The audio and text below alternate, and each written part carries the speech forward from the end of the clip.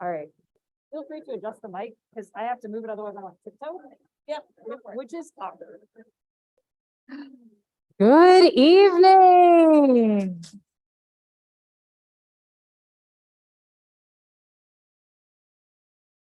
I'm your friendly neighborhood co-chair, Kit Stubbs. My pronouns are they, them. I am a short white person with a short butch haircut and black glasses, wearing a long sleeved button up shirt with trilobites all over it and a necktie made of plastic pearls. Hello, I'm Ira Alexandra, also a co-chair. My pronouns are they, them, and I'm a short white person with shoulder-length blonde hair and glasses, wearing a black dress decorated with gold zippers and a bolero made of gold zippers. Hello, I'm Bronwyn Bjorkman, the third AtCon co-chair. My pronouns are she, her. I am a white woman with asymmetrical curly brown. Who am I? With asymmetrical curly brown hair, wearing a black draped dress and a long pearl necklace. And of course, we want to acknowledge our fourth co-chair, Sherry Holcomb.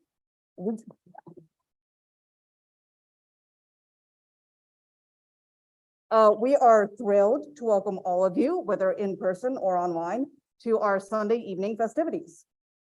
Just as a quick note for your information, due to having so much wonderful content for y'all tonight, we are now looking at serving desserts closer to 9:30 or 9:45 rather than 9. Brace yourselves. And now, welcome to the WisCon 46 Dessert Salon.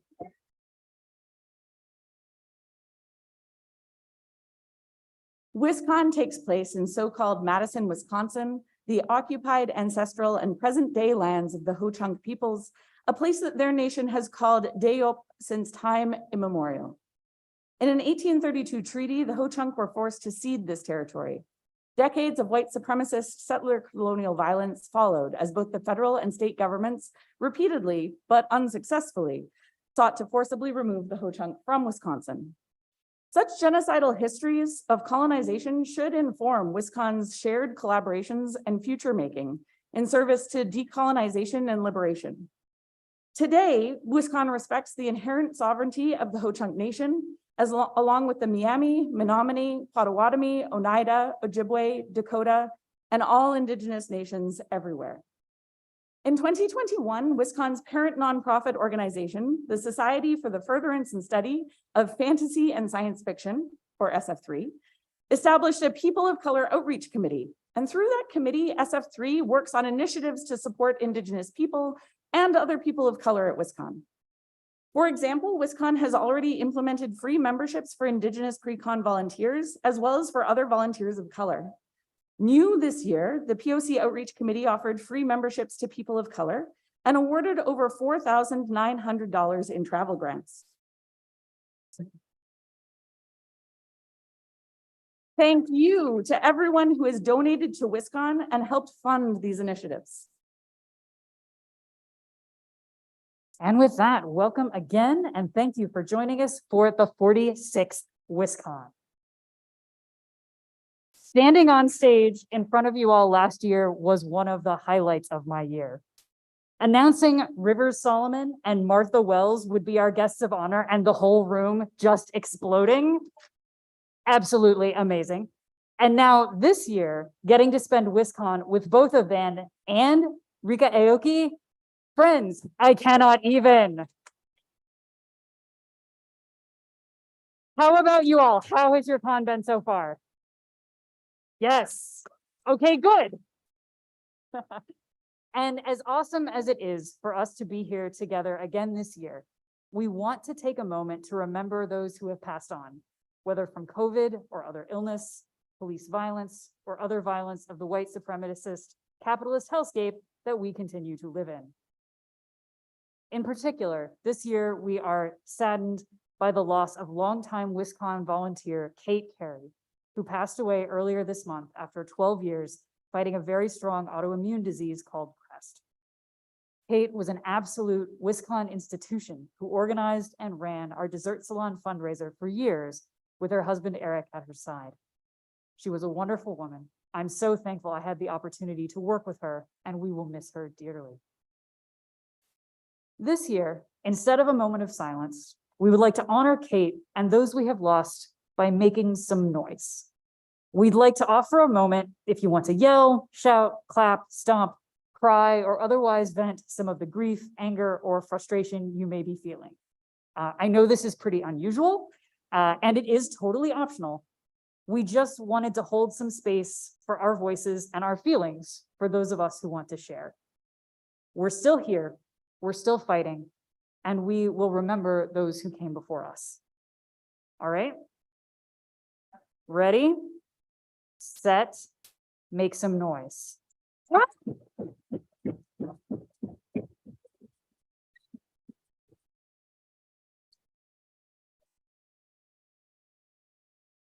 No. Thank you.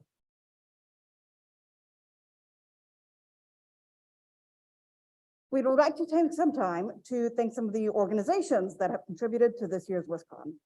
This year, we're supported in part by a grant from the Science Fiction and Fantasy Writers of America. We are also grateful to the Madison Public Library and Room of One's Own Bookstore for hosting our Thursday evening guest of honor readings. We deeply appreciate their support and encourage everyone to learn more about these excellent organizations.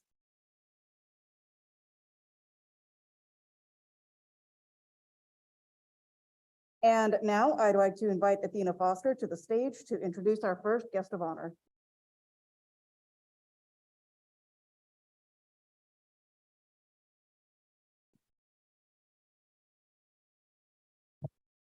Oh, buddy, this mic. Hello, my name is Athena Foster. My pronouns are she, her, and as a local Madisonian, I have the pleasure of introducing one of WisCon 46 guests of honor, Martha Wells.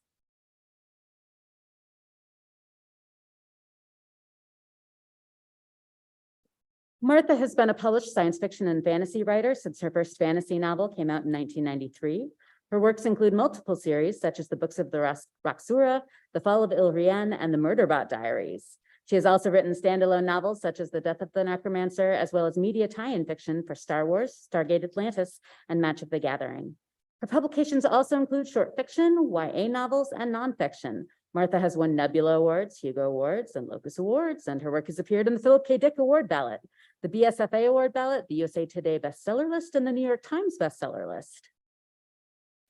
She is a member of the Texas Literary Hall of Fame and graduated from Texas A&M with a degree in anthropology. Her books have been published in 25 languages so far. Her newest publication is a novel from Tor.com called The Witch King, and it officially releases this upcoming Tuesday, though you may have seen it. Without any further ado, please let me introduce the inestimable Martha Wells.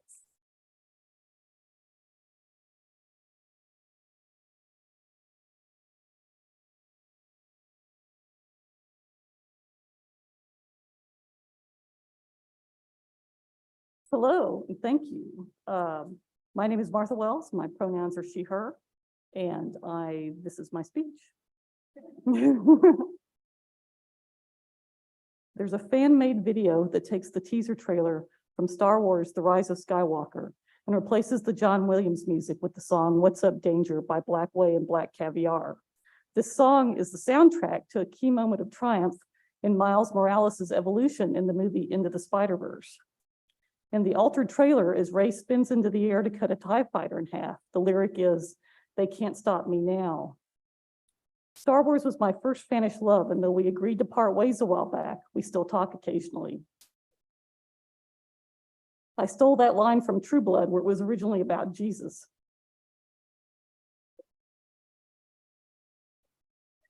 I loved Star Wars from the moment I first saw it in 1977 when I was 13 years old. I didn't know at the time that George Lucas had originally filmed women Y-wing pilots in the battle against the Death Star, but removed them from the final version of the film. But if I had, I wouldn't have been surprised. At that time, misogyny, internalized and not, seemed inevitable, irresistible, like poison seeping into your brain.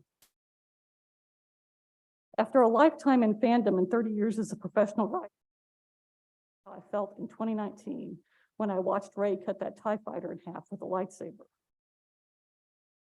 In 2020, in the Star Wars TV series, The Mandalorian, there's an episode where Din Djarin has to save baby Grogu from a Sith Lord, played by Giancarlo Esposito.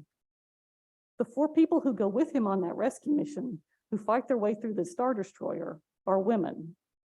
I showed that episode to a friend who's a few years older than me, and she kept repeating, "They're all women, they're all women."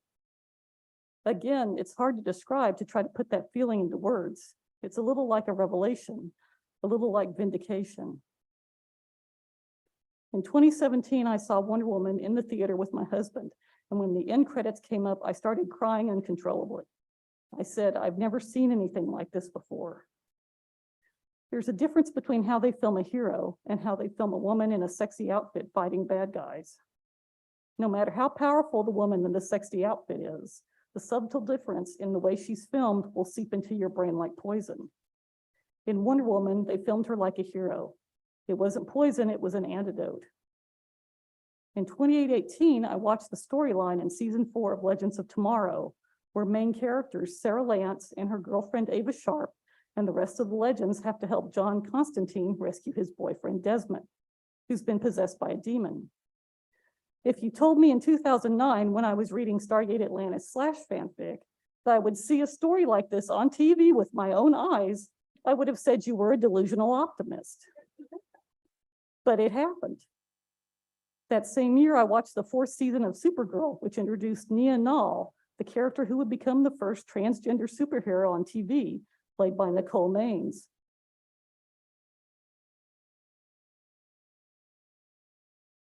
Then there was Black Panther, a worldwide hit, the 9th highest grossing film of all time, nominated for 7 Academy Awards, winning 3 and becoming the first superhero film to receive a Best Picture nomination.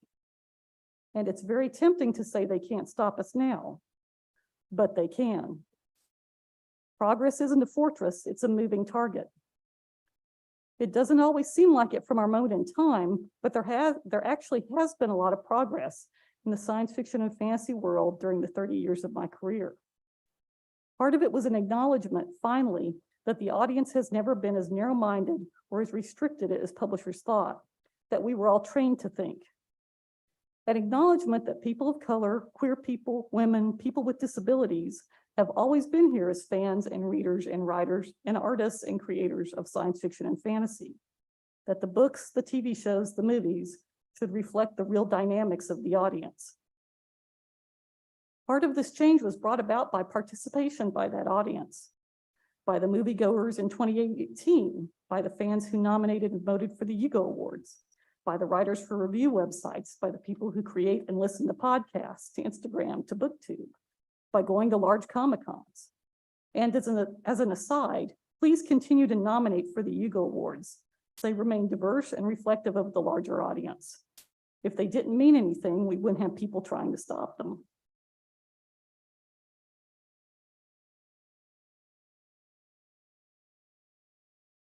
It's hard to believe now, not that long ago, that when Nora Jemisin tried to sell her first novel, she was told there was no audience for it.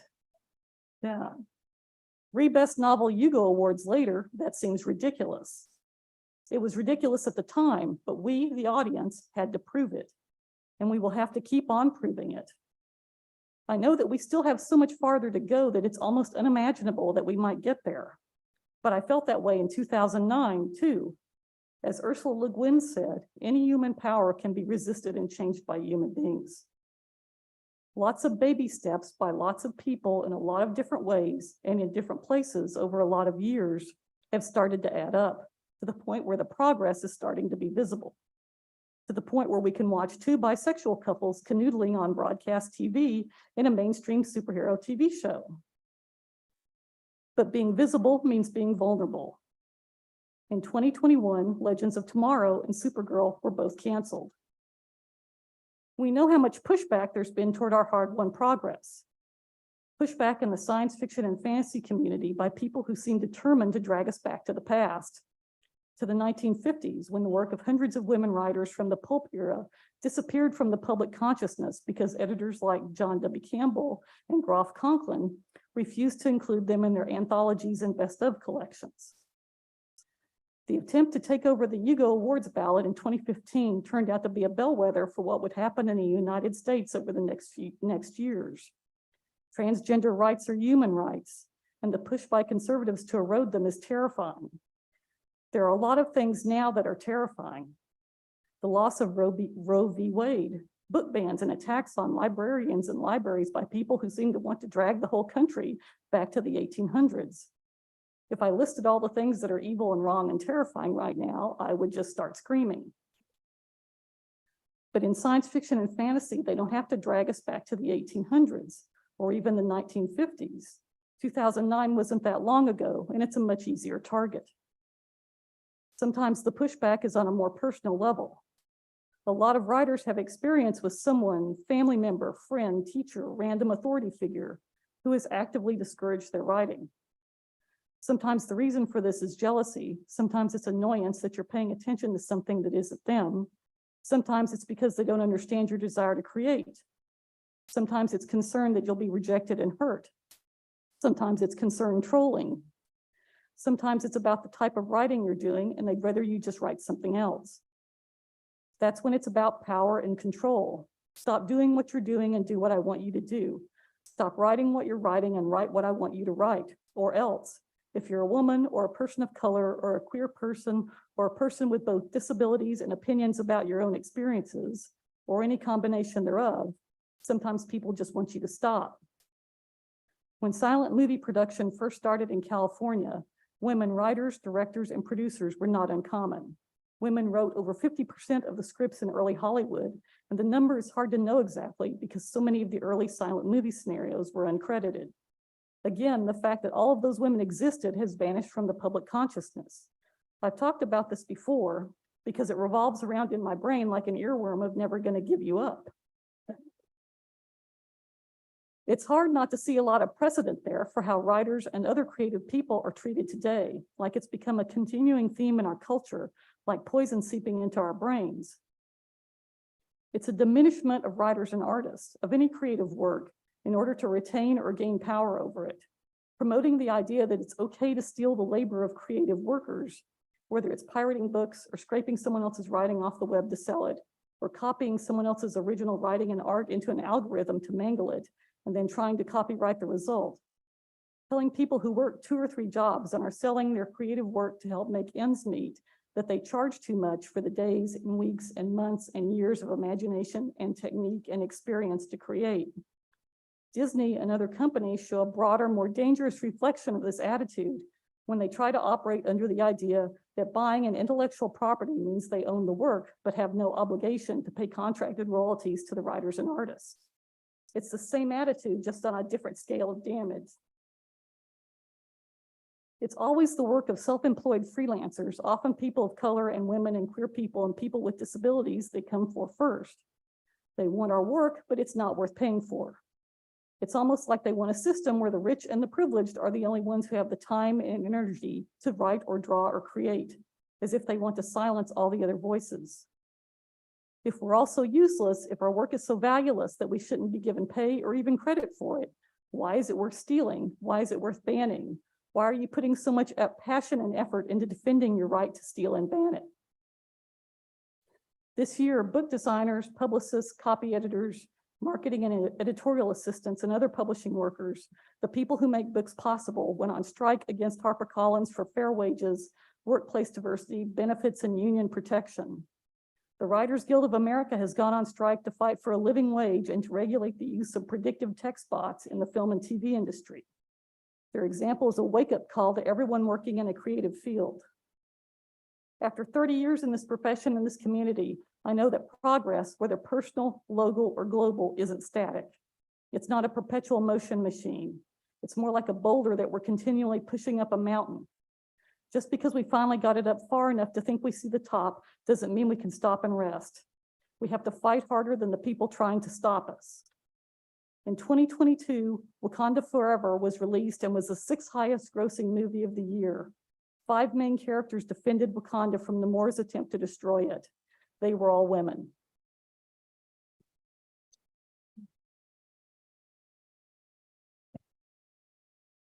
Thank you.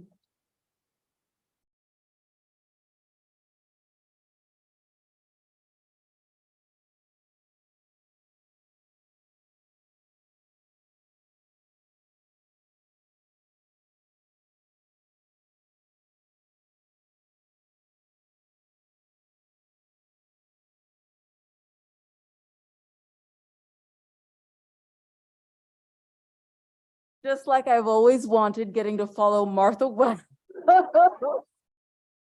Oh. My name is Alicia Presley, and I have the great honor of being liaison of River Solomon here. I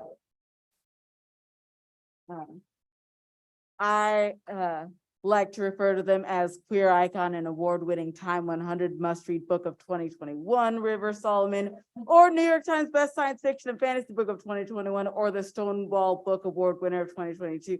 We're not going to get into all of that.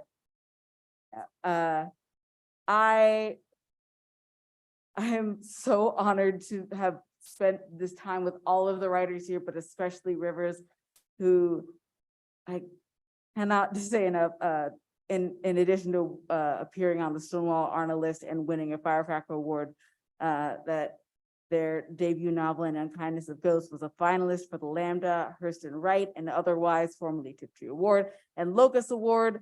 Their second book, The Deep, was based on the Hugo-nominated song by Daveed Diggs, fronted hip-hop group Clipping, who they did a collaboration with. Again, we're not even going to get into that. Or the winner of shortlisted for a Nebula, Locus, Hugo, Ignite, Brooklyn Library Literary, British Fantasy, and World Fantasy Award. And also, Fair Short Work appears in Black Warrior Review, New York Times Magazine, Guernica, Best American Short Stories, Tor.com, Best American Horror and Dark Fantasy, and elsewhere. And it's not even about us being survivors, refugees of the transatlantic slave trade, but additionally, Rivers is a conqueror of memories and loneliness, a sorcerer of resonant stories, acutely and unforgettably witty, and entirely graceful in a manner that causes my personal attempts at refinement to wither.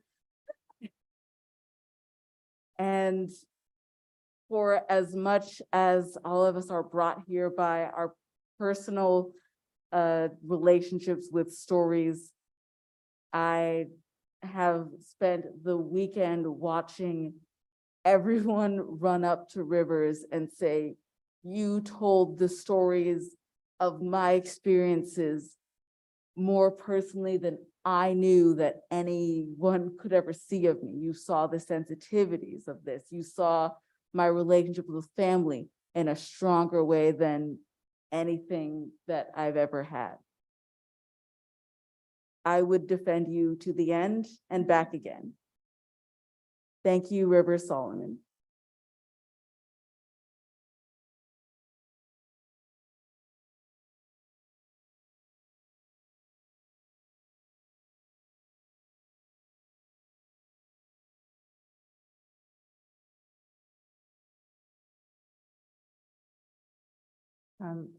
Thank you, Alicia. That was very heartwarming. Hello, everyone. I'm River Solomon. My pronouns are they, them, and they, fair. I'm just going to get into it. Anyone who knew me in my younger years would be surprised to know that I've finally reached the point where I've run out of things to say. I was always a vigorous talker. I never once took for granted the blessing of expression, the joy of sharing a piece of myself through speech. I understood it as a gift, a way of reaching toward one another to make known what otherwise might stay repressed, unseen, and unconsidered. I come from a family of big talkers. My cousin, 7 or 8 years old, and I, 6 or 7, would have shouting matches at one another, both of us relentless, stubborn, opinionated, passionate.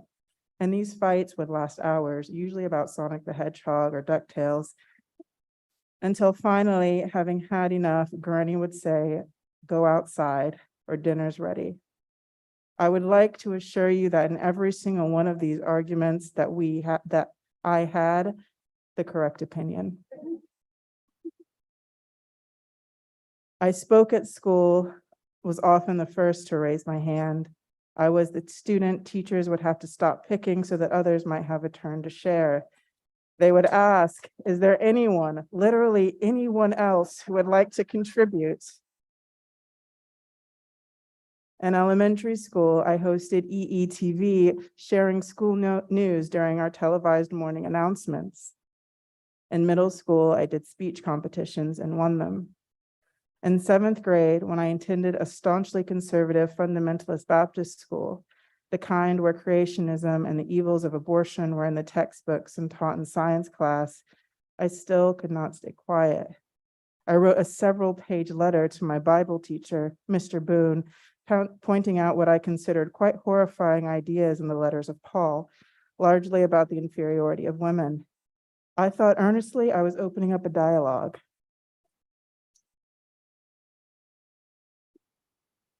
Mr. Boone never responded, though I don't think for lack of wanting to, but because he didn't know what to say, a conundrum I had not yet been faced with at that age.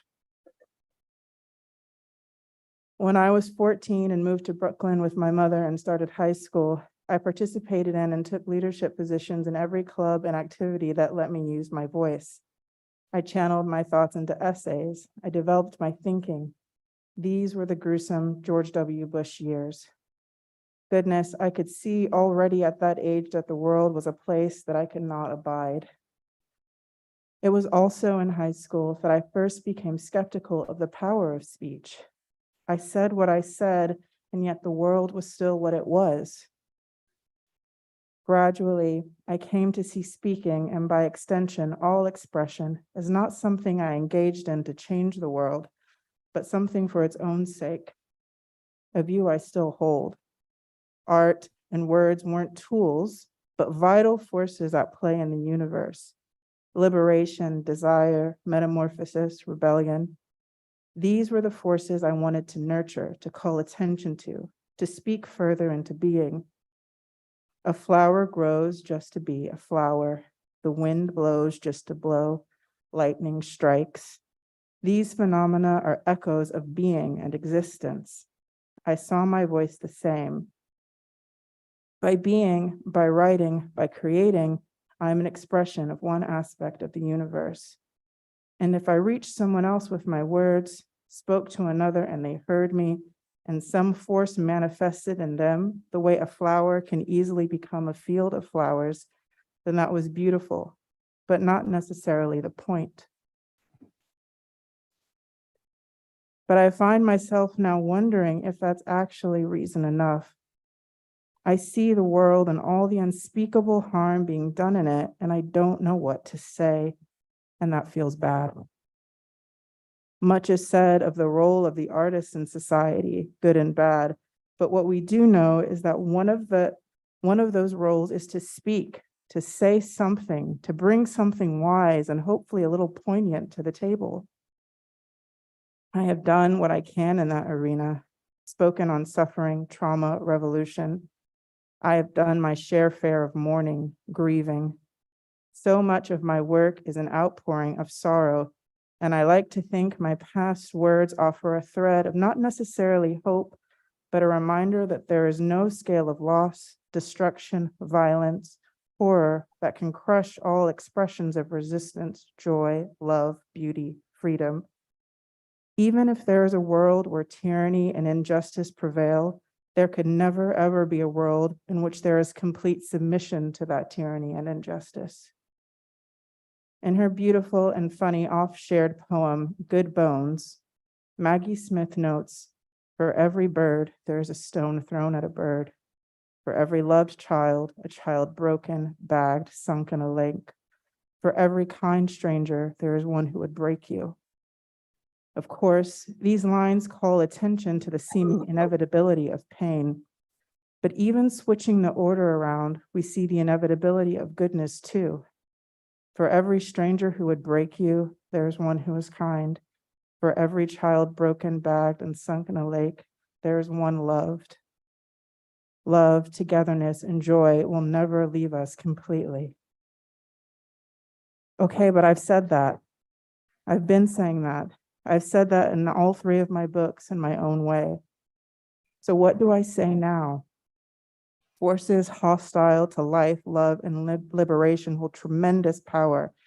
And I'm not hopeful that anytime soon or at all, we will wrest control from the reactionary element bent on a world order of white, cis, hetero, able dominance. Ursula Le Guin reminded us that no power isn't, I love that we both, Ursula Le Guin did, sorry. Ursula Le Guin reminded us that no power is inevitable or forever, pointing out the once pervasiveness of the divine right of kings, something that might now seem foreign to us. But I'm not sure the fascist fundy crystal right are operating under a logic recognizably different from that. And even if they were, no kings in that time that Le Guin references had machine guns, bombs, drones, and advanced surveillance network. So again, what can I say? I've been given a platform to speak and I don't know.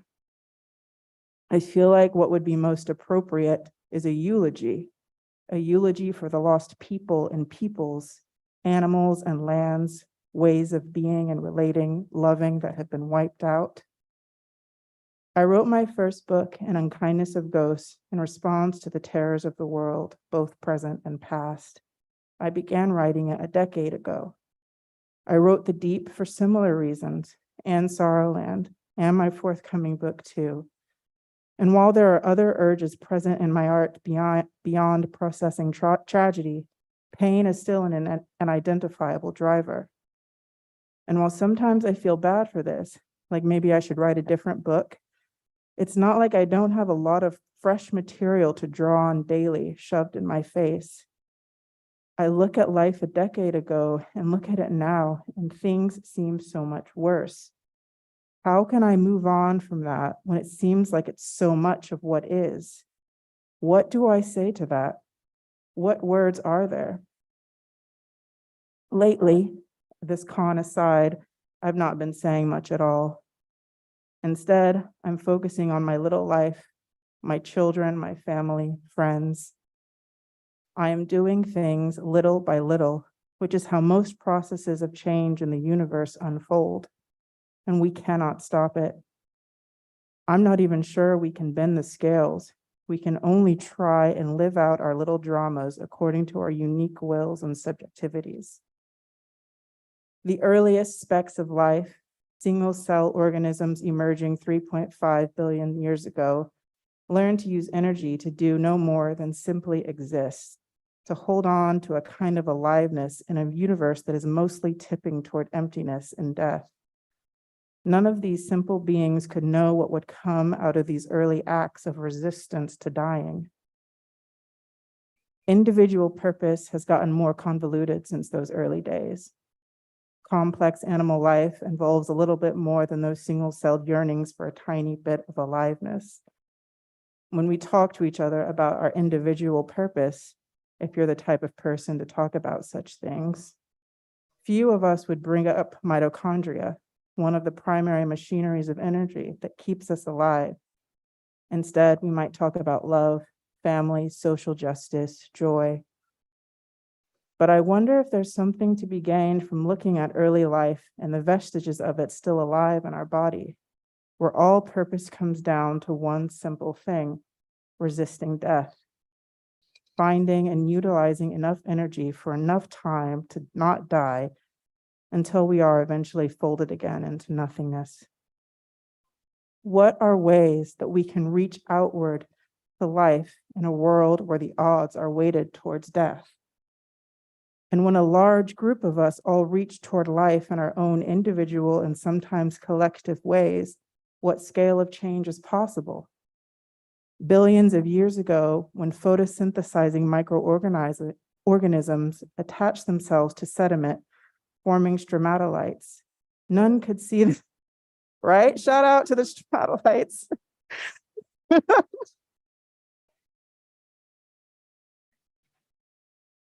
None of these organisms could see themselves as anything like important, crucial, even though it was their actions that built up the oxygen in our atmosphere, which allowed complex life to flourish. What is possible within our own little lives and our lives collectively? What will we do with our short time? Not all of us have the same options. Not all of us have an equal amount of choices. But I want to talk about my own little life and what I'm doing. What I want to say, what I want to share with you is how I am resisting death. I am eating good food whenever possible, and I'm eating it with people I love. I am comforting my loved ones through heartbreaks, and they are comforting me through mine. I am giving as much money away as I can to people on the internet, to groups I know and trust, to panhandlers. I'm reading books that excite me. I am making friends with trees, weeds, birds, strangers, reaching out for the strength of togetherness in the same way that single-celled organisms join together and in different ways could become over time multicellular. I am holding my children when they cry. I am holding myself when I cry. A month or so ago now, my kids and I had a rough night, and all of us were in tears, each of us in the midst of our own autistic meltdown. I felt my 8-year-old kept making demands at me, and I was out of capacity, had been for the last hour. And I cried out to him, the poor dear, and I said, I don't know what you want from me. I don't know what to do.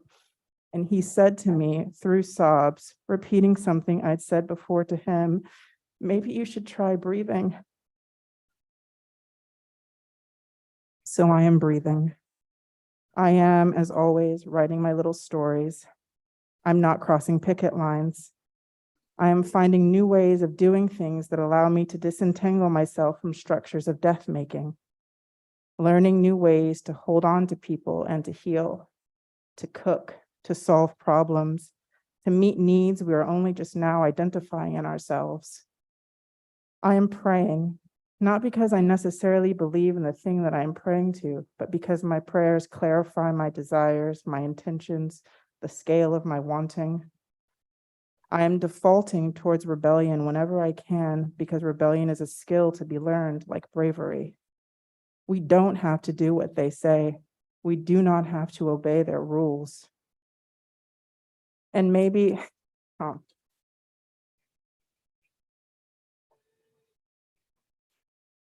in the end, all these ways I'm living my life won't matter, or maybe they will mean everything. The outcome is out of our hands, but the actions that bring us and others towards life are not. I know you have it within you to save a life, even if it is just your own. How will you do it? You are here on this planet now against odds that are impossible to fathom. The gesture you've already made toward life and away from death is a miracle. There are those forces of death that would seek to crush us, yet today, in this moment, we are here, alive, and we can resist. Thank you.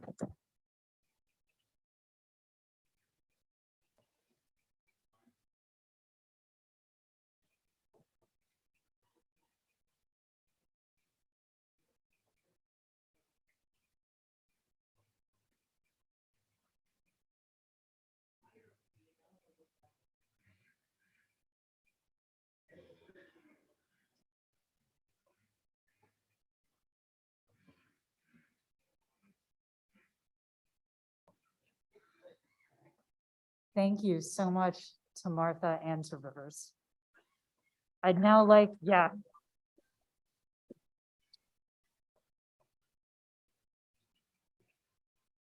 I would now like to welcome to the stage Sumana Harihareshwara from the motherboard of the Otherwise Award.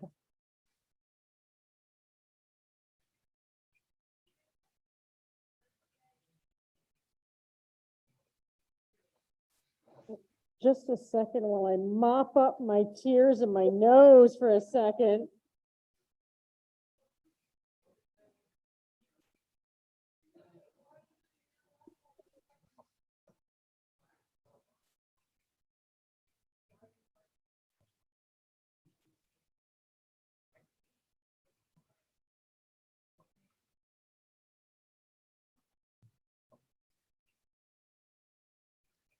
Hi.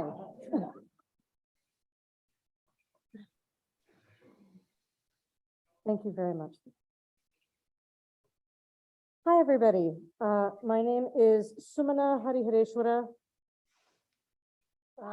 Hi. Yeah. I'm a short Indian American woman wearing a gray shirt, and I'm here as a member of the motherboard, the board that stewards the Otherwise Award. What is the Otherwise Award? It is an award encouraging the exploration and expansion of our understanding of gender.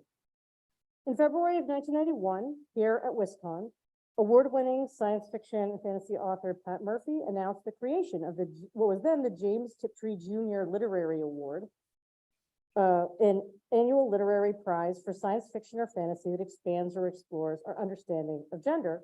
And Pat created that award in collaboration with author Karen Joy Fowler. These days, we say that we celebrate science fiction, fantasy, and other forms of speculative narrative that expand and explore our understanding of gender. The aim of the award is not to look for work that falls into some narrow definition of political correctness, but to rather seek out work that is thought-provoking, imaginative, and perhaps even infuriating. The award, oh yeah, I see some of you got infuriated sometimes, right? Okay. Good. The award is intended to reward those writers and other creative artists who are bold enough to contemplate shifts and changes in gender roles, a fundamental aspect of any society. In 2019, we changed that name from Tiptree to Otherwise, and we wrote about it on our website. You can read more about why we did that. So each year, a jury selects the Otherwise Award winner and honor list of works, and the jury that selects the awards winner and the honor list is encouraged to take an expansive view of science fiction and fantasy and to seek out works that have a broad, intersectional, trans-inclusive understanding of gender in the context of race, class, nationality, and disability. We do a few other things as well. We give out the yearly Otherwise Fellowship for emerging writers and creators. That's $500 US per recipient, usually 2 each year. The Otherwise Fellows can be writers, artists, scholars, media makers, remix artists, performers, musicians, or something else entirely. And just so you know, applications will be opening later this year for the 2023 fellowships. We did take a couple of years off, but we're going to be starting that back up again. And we occasionally present a Fairy Godmother Award, which is sometimes described as a mini MacArthur Award. The Fairy Godmother strikes without warning, providing a financial boost sometimes to a deserving writer in need of assistance to continue creating material that matches the goals of the Otherwise Award. So I'm going to take a moment to remind you to please go to otherwiseaward.org, get on our mailing list if you're not on there, recommend work that our jury should look at. That could be fiction, written, audio, games, movies, right? Interesting art of all kinds, speculative art. Please, recommendations are open at otherwiseaward.org for the 2023 award. Take a look at our past honorees on our website. You could donate, you can volunteer. And so tonight we're honoring the 2021 winners and honor list. We did run into pandemic delays over the course of the last few years in announcing the 2022 winner. We aim to do that later this year. We raise money for our various endeavors using an auction, and some of you saw that here Saturday night. So I want to thank people who helped with the auction, including people who just participated, the people who did it, people who just laughed, like without paying any money, which helped me, the auctioneer, in many ways. But when you add up the live auction, the silent auction, the direct sales, and donations, both cash and digital donations, we raised over $3,000 for the award this weekend. So thank you.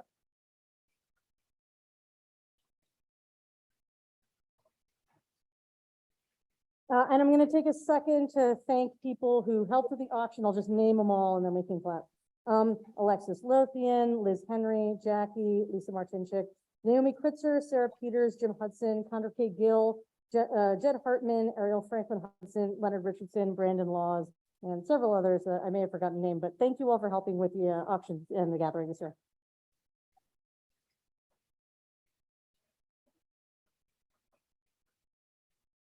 Also, several people were top bidders at the silent auction, but haven't picked up their items yet. Hey, Jim, raise your hand.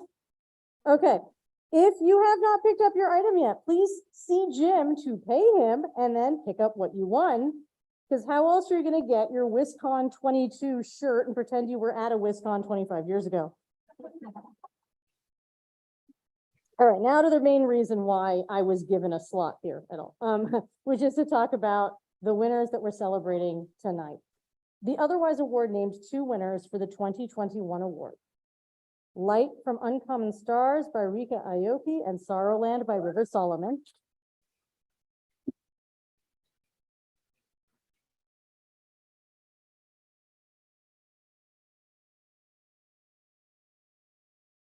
And the jury is also pleased to share an honor list of 9 works, which a member of the jury will be mentioning in just a few moments. So I'm going to just thank by name the jury members. The 2021 jury members were Rebecca J. Holden, who is the chair, Anya Johanna De Niro, Craig Lawrence Gidney, Liz Haas, who's here, and Anna Furtado. So thank you to them.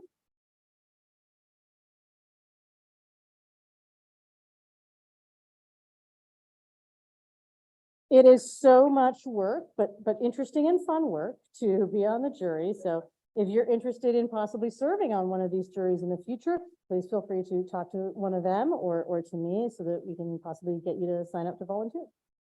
So the winners have received each $1,000 in prize money. They will be receiving a specially commissioned piece of original artwork, which we will be mailing to them. And as always, they will receive some chocolate tonight. Yes.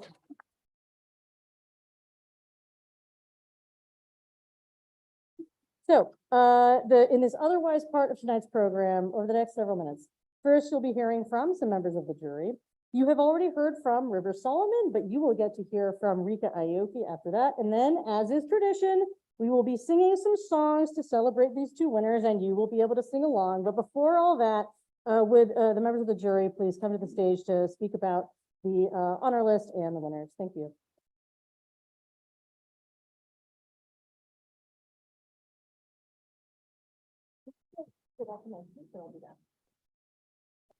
Hello, there are lots of people out there. My name is Rebecca Holden. And my pronouns are she, her. I am a short white woman with blonde shoulder length hair, and I'm wearing a teal lace dress or a dark teal lace dress. I gotta take my glasses off because I can't see what I'm reading. I was lucky enough to chair the 2021 Otherwise Award jury, and I know that it might seem like sometimes, and both Martha and Rivers' speeches really got to the heart of this, that those of us here are screaming in the dark or banging our heads against the wall.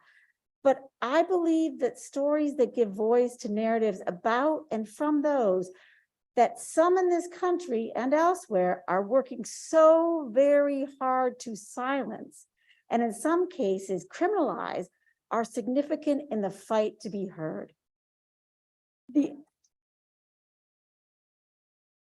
The ever-rising number of book bans in the past couple of years, and even more in the past couple of months, only demonstrates that this is so.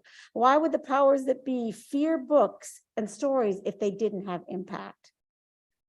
Both winners and the honor list titles all explore new ways to be and new ways to imagine relationships between people of all genders in a way that I think only speculative fiction can do. Examining how gender functions in the societies we live in by showing us worlds different from ours in both big and small ways. First, we want to say a few words about the 2021 honor list. The diversity of the list, we believe, reflects the diversity of the amazing speculative titles out in the world today. These chosen titles show us what diversity looks like and feels like and sounds like. Explorations of gender in this list are not separated from race, sexuality, ethnicity, class, or disability. Intersectionality is no buzzword, but is brought to life through the characters we meet, whether they are in ancient China, the year 3000, in the cemetery preparing for Dia de Muertos, or in the forest chasing down their owl baby. And when you get to the honor list, you'll recognize some of that if you know the books. Maybe what grabbed us the most in our winners and honor list titles was the strangeness we encountered in them. A strangeness that entranced, haunted, intrigued, delighted, and stopped us in our tracks. Something that good speculative fiction does. I'm Liz Haas. I use they, them, or she, her pronouns. I am a mixed Asian, Chinese, and white woman, non-binary person. I don't know. Words. And I am pleased to read the honor list. And I think at least one of the authors on the list is here. So feel free to stand up if you hear your name. So the honor list is A Natural History of Transition by Callum Angus, Danged Black Thing by Eugen Bacon, The Actual Star by Monica Byrne, Bestiary by Kaiming Chang, Deep and Darkest Red by Anna Marie McLemore, Chouette by Claire Oshetsky, She Who Became the Sun by Shelley Parker Chan, The Unraveling by Benjamin Rosenbaum. Yeah, and Cemetery Boys by Aidan Thomas.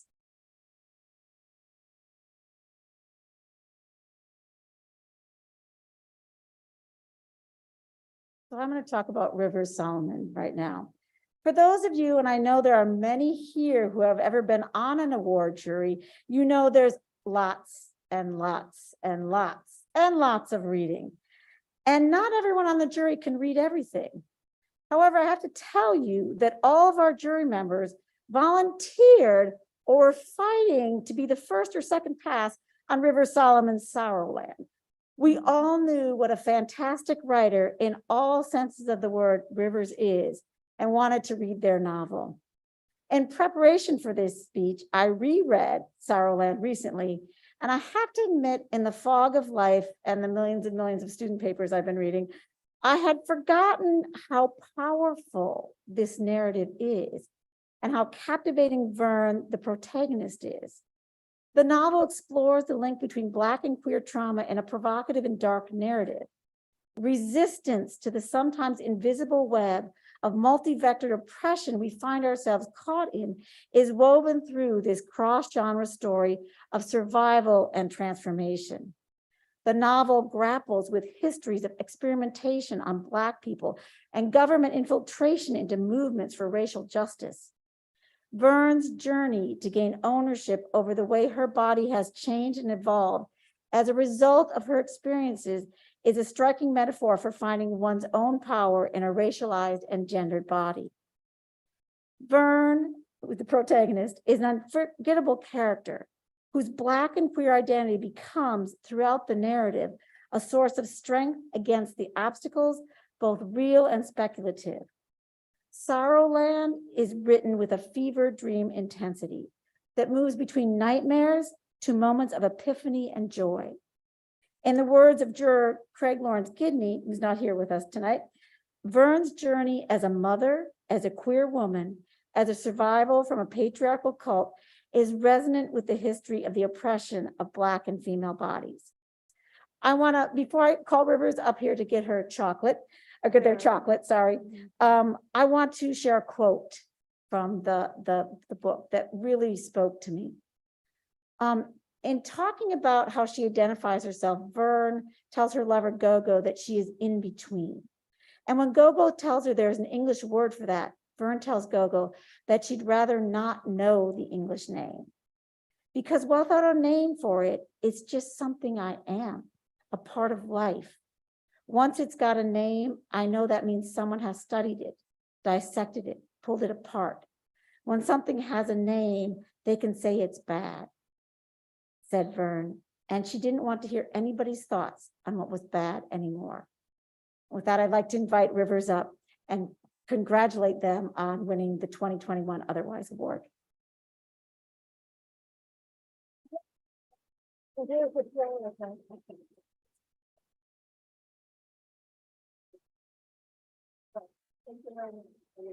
Go ahead and put this around.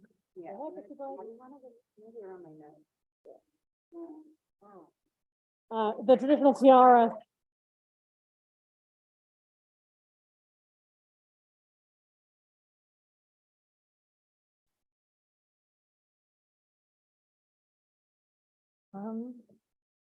Now I'm thrilled to introduce Rika Aoki, author of otherwise award-winning novel Light from Uncommon Stars.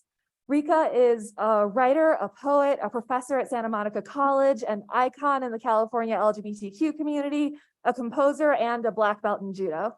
Her work Her work has won the Alex and Subjective Chaos Awards and been a finalist for Hugo, Locus, Ignite, and Lambda Literary Awards.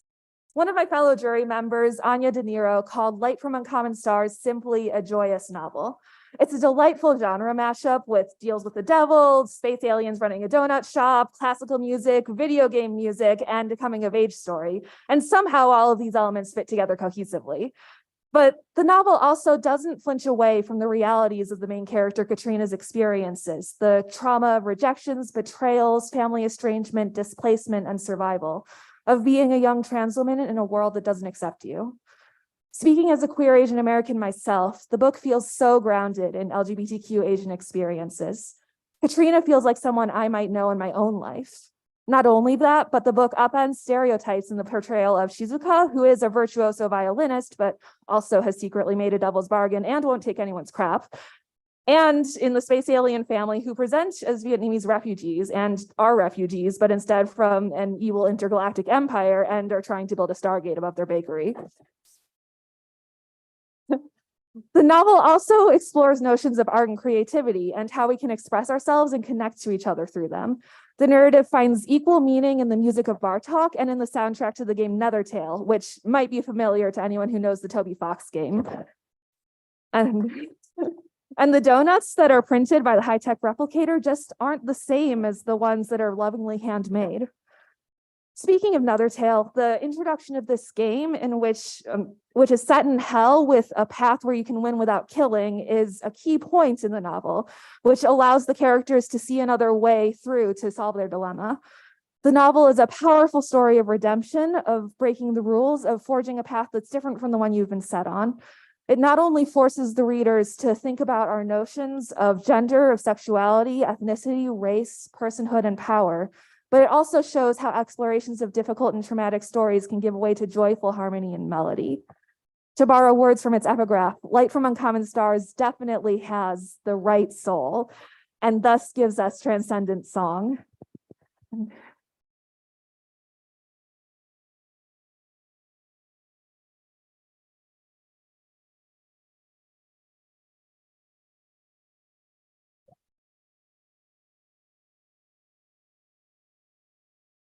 Chocolate.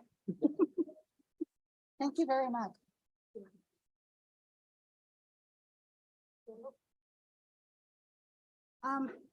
So first off, it's kind of a surprise that I'm even here.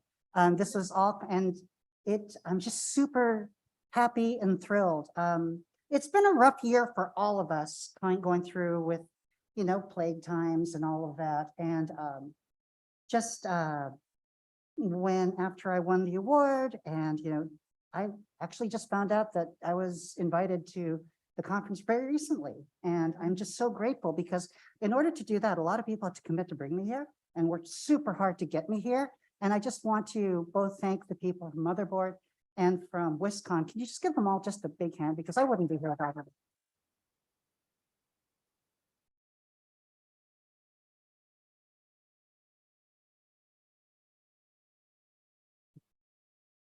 And of course, I found out today that I'm supposed to be speaking for 10 minutes, 5 or 10 minutes. I was like, oh, okay, sure. So first off, what's the first thing you do? You try to figure out, can I use something that I didn't have, that I didn't use, that I've already written, that I haven't used yet? So this came from my acceptance speech for the Hugo Award that I didn't get.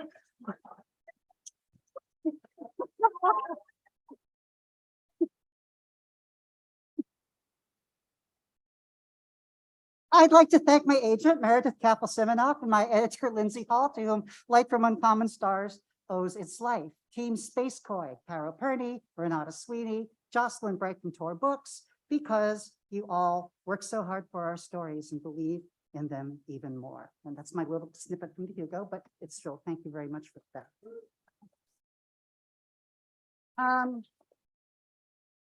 I wanted to talk about this unreality because this whole thing has been surreal. It's just been completely surreal. I have been writing for years and years and years and years in queer small presses because those that were open to us. We couldn't even, trans folk couldn't even get into feminist presses because we weren't women. There, and so like I was telling Rivers, there might be like one house trans person that would just sort of do the things, but for the, and they'd usually write, you know, heartfelt confessional memoirs about, read the stuff, it's depressing, but here I am, and it's you know, it's not just the thing, it's not just a thing that a queer trans woman of color thinks about as a possibility.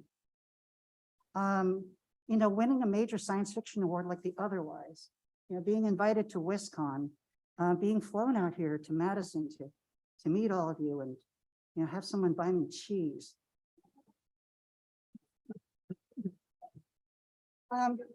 So really, thank you, both everybody who is watching on Zoom, and thank you to everybody in the seats. You know, yeah, there was actually somebody on Discord who just showed up and said, who has a cheese shop in Madison apparently, and said, Rika, I really love your book. You must come for cheese. And I'm thinking to myself, I see you out there. If that's you, yeah, I will try to get there. But so Light from Uncommon Stars, this was a book that I wanted to write about. See, I've always really, you know, science fiction, I've said this before, saved my life. I was that weird kid who got beat up, and I'm sure this is something that many of you can identify with. And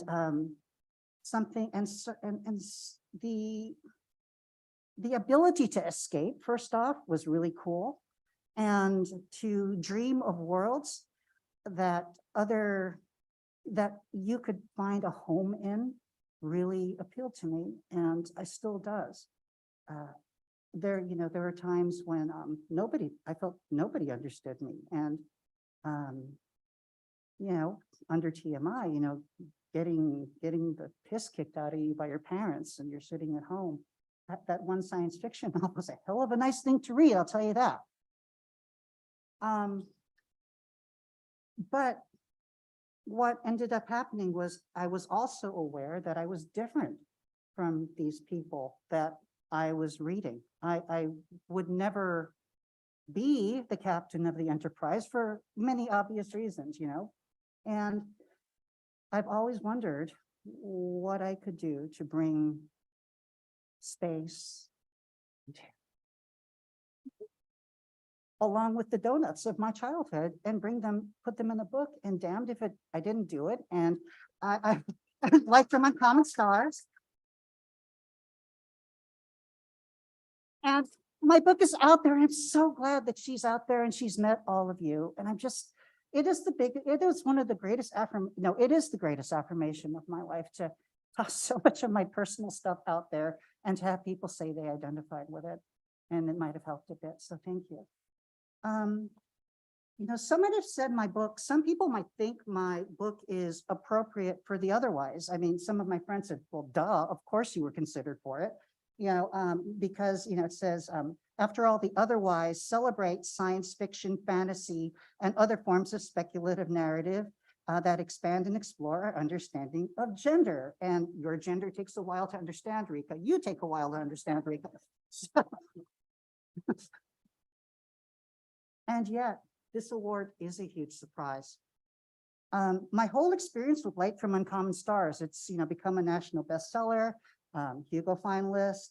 It's been intense, but it's also been a little bit lonely and a little solitary, even in places like this. And it's not just due to me wrecking my love life. I was wondering, oh my God, you wouldn't, it's like, but anyway. But I was wondering why, because it wasn't that, there was something else. And I was we were just talking, and then I was just chatting with Rivers. And Rivers told me something really interesting earlier, that according to their own research, I'm quite possibly the first trans woman of color to have a novel published from a major science fiction press.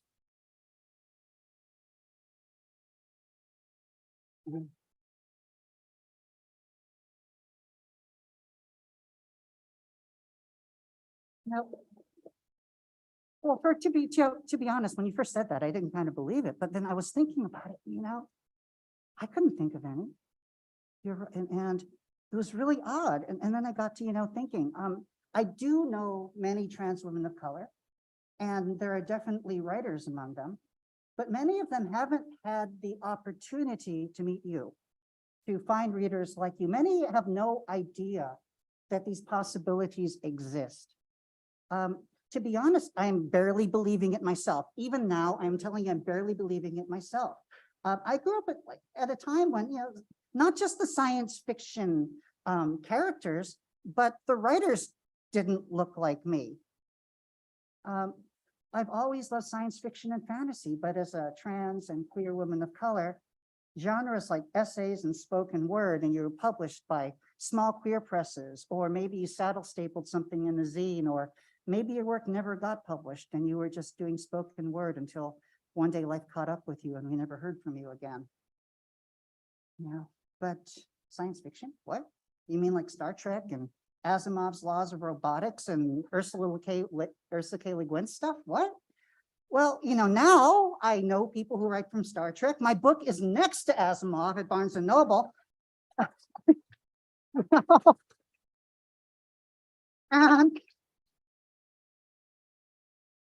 And as for Le Guin, what better place to be connected with Le Guin than being here? So here I am. I mean, here I am right now, standing in front of you, and I got a tiara on, and it's amazing.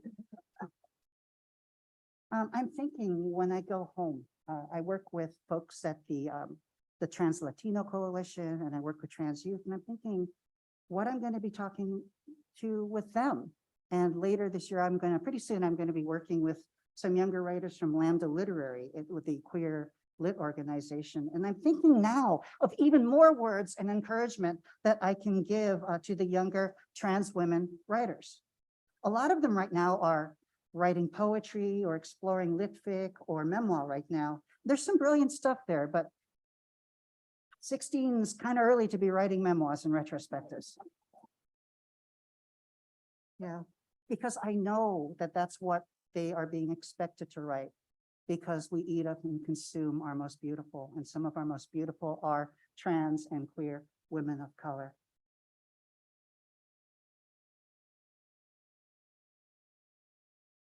And I know them too well because I was one of them. We're dreaming of exploding stars and aliens. Some of us are, dreaming of dragons, and I know a lot of them are dreaming of too many vampires. Yes, I know they're sexy, but you can write about other things. Okay. And winning an award like this, what you have given me is something I can pass to them, to us, to say, hey, I found this really cool place, and they love my work, and they bought books, and they said that my work touched them, and they gave me deep fried cheese curds, and I found people to whom our experiences in our lives as trans folk matters.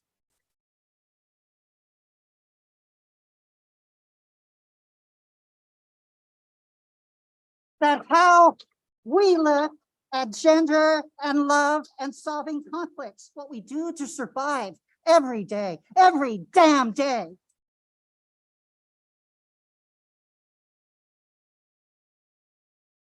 Can be transformed with work and tears and sometimes a little bit of courage into something beautiful, into stories and books that people will read and enjoy, and maybe even see a little bit of themselves. Because it is amazing that how many people have seen themselves in my work, who might seem on the surface to have absolutely nothing in common with me. And this is why, not just for trans folk, but all of us, we need to read and we need to publish broadly.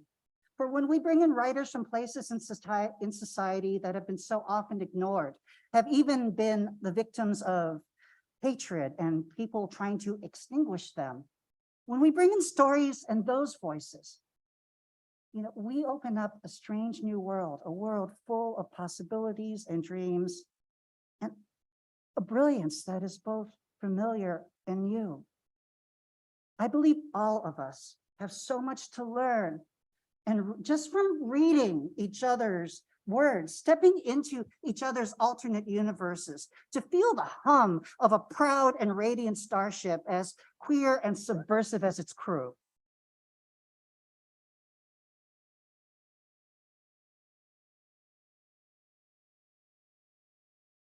I wish that all of you might hear plots and stories and insights and perspectives that we may never have entertained before. Just as when I watched Star Trek years ago, I realized there are some cool people on TV and some of them even looked a little like me. And so, gosh, first trans woman of color. Yeah, about freaking time, I think. Well, being first only matters if you stick your damn foot in the door and make sure that it never closes again.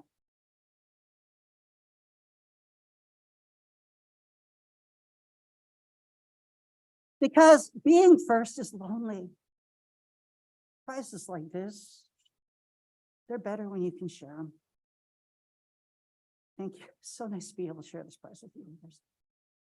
And I hope my presence makes life a little smoother, not just for queer writers and trans writers and genderqueer writers, but most of all, do you mind if I get a little bit selfish here? Can we hear it just for my sisters, trans women of color in this room? You don't have to stand up, just listen to the applause, just listen to the love. Can we send something out to all of them?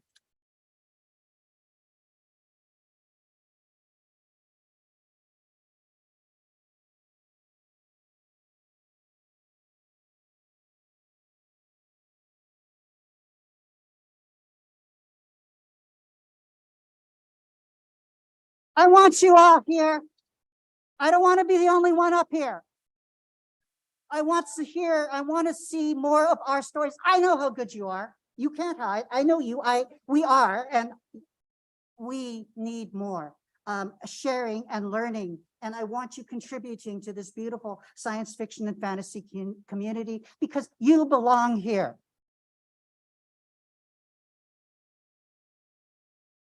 Together, we can, the stories I share and the stories we share. And no matter what, as long as I'm here, someone's going to love you, as Mr. Rogers might say, just the way you are.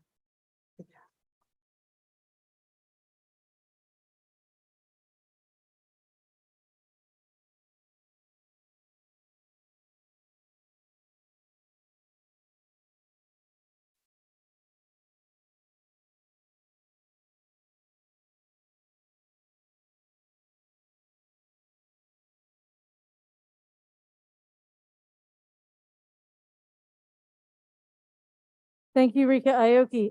Other tones assemble. That is to say, those of you who volunteered earlier to sing while prominent, I am now going to lead these singers in two songs, one about Solomon's work and one about Aoki's work. That'll take a few minutes. They're about to start projecting the first, okay, while we assemble. Hey, hold on, everybody. Please remember, since there is no WisCon next year in 2024, you need to get on our email list at otherwiseaward.org because you'll want to know where and how we celebrate the 2022 and 2023 winners. So, and you won't be able to just automatically get it through WisCon, right? Okay, so we are about to sing a song, Four Rivers Solomon Starland, to the tune of God Save the King or My Country 'Tis of Thee.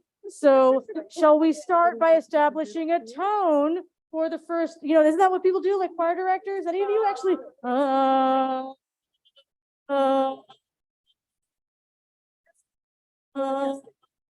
right. Okay. I'm gonna call it very, very soon. All right. All right. I have it. Yeah. All right. To the soul.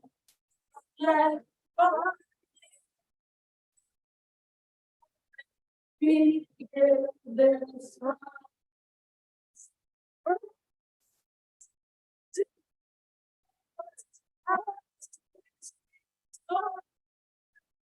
She's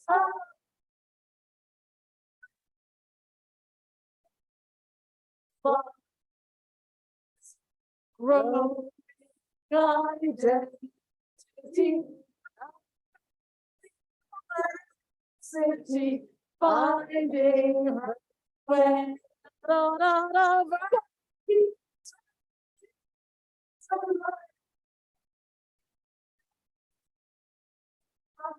We are happy.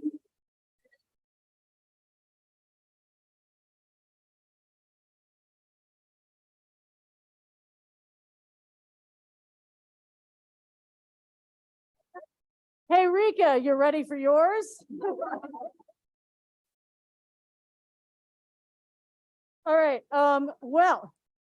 let's see. So this is to the tune of Frere Jacques. So, okay, what's a good first tone for that? I don't know about that one. I feel, good of it is the first one. Okay. All right, everybody, join in. There's a light from quite uncommon, distant stars, sing noble by Rika. Here she is, here we are. We are more than otherwise to this great fun, this great fun. Take a look, take a look. Music teacher, Bastian Bargain,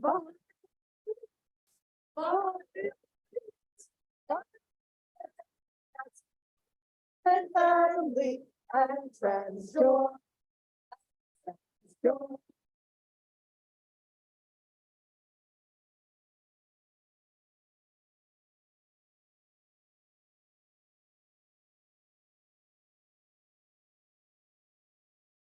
Thank you, other tones. Your service is now concluded.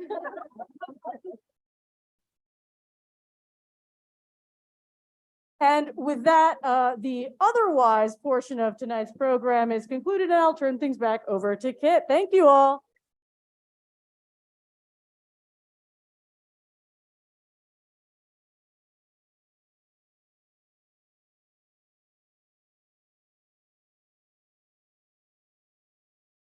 All right, so that was amazing. Thank you, Sumana. Thank you, Rika Aoki, and thank you, everyone. All right.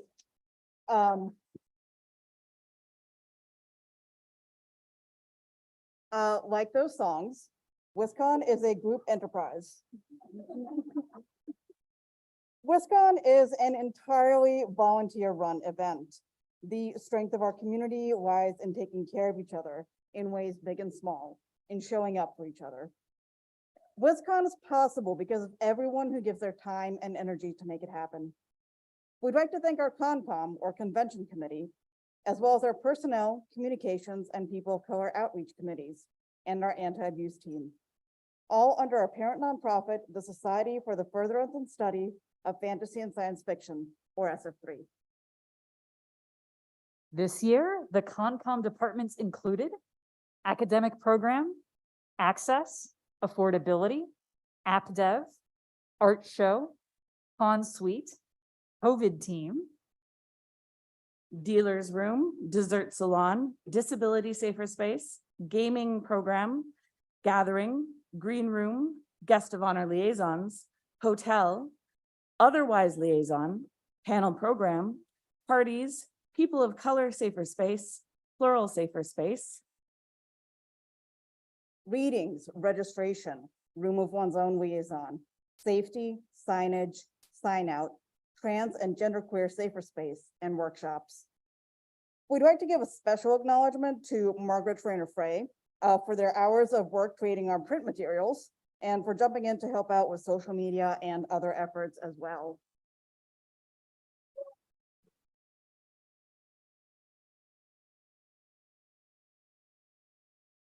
We would also like to give a special shout out to our online con department for making it possible for our members to attend remotely, to our Discord online safer space moderators, and to our Zoom production assistants. We want to specifically acknowledge Anna Davidson and Jessamine, co-leads of Online Con, advised by Cynthia Gonzalez, for their hard work throughout this year. We would not have had a successful WisCon without all your efforts.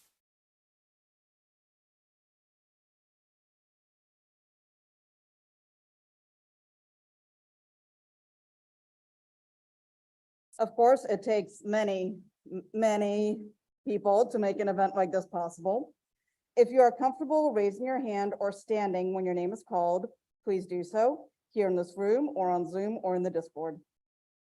This year, the people on the SF3 board and SF3 committees, including CONCOM, were Erin Michaud, Ontaria Bollinger, Eileen Wall, Alicia Presley, Alyssa Pond Franklin, Andrea Gomez, Anjali Patel, Anna Davidson, Anne Schutte Palmer, Anthony Hoff, Arlie Sword, Athena Foster, BC Holmes, Ben Rosenbaum, Betsy Lunson, Kat Meyer, Kath Schaff Stump, Catherine Streifer, Catherine Zhao, Paz, Cicely, Claire slash Aruthros, Colleen Wildy, Dara Shavi, Deanna Jones, Elwin Sitter, Eric, S.A. Manaktola, Gremlin, Gretchen Jones, Heather Tatarik, Jackie M, Jay Viner, Jeanette Jurek, Jenna Hanshley, Jeremy Brett, Jessamine, Jessica Finn, Joy Wonder, Julie Andrews, just Lisa, we're only on J. The late Carl Serkin, Kate Netvo, Keely, Kelsey Dodson, Kayan, Christy Eager, LaShawn Wannick, Laura Zano, Lori Fuller, Lenore Jean Jones, Lisa Bradley, Lisa Martinsik, Leary Anam, Margaret Trainer Frey, Maria Morabit, Marsh Van Susseren, Mishi Torta, Michael Brassel, Mo, Nancy Bird, Naomi Kritzer, Fee, Code, Arlena Tabachnik, Rachel Stern, Ransom Noble, Rebecca J. Holden. Almost there. Raina Hardy, Rita Breyer, S. Cho-Yu Lu, Sam Press, Sam Steinbach Pratt, Sarah Peters, Susan Ramirez, Talia Day, Thomas Russell Murphy, Vess, and W. Ball. Thank you all so much. It has been wonderful working with you.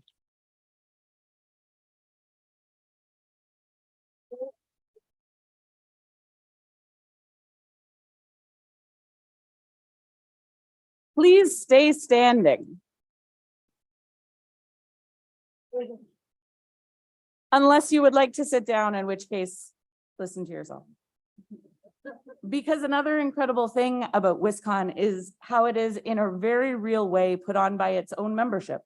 We want to give a huge thanks to the dozens of at-con and during-con volunteers that helped keep us safe and fed, who helped run the art show and the registration desk, helped us with blue tape and AV, helped with the green room, restrooms, COVID isolation assistance, and a dozen tasks that never got written up, but where help was indispensable.